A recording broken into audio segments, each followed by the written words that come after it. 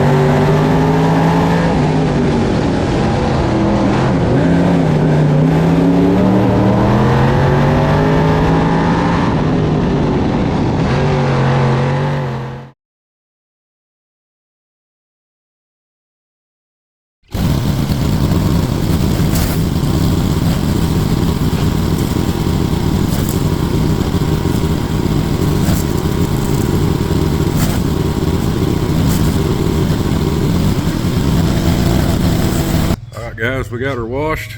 Took about 3 hours. We got it in the garage. We ran our first race at Wartburg last night, finished second.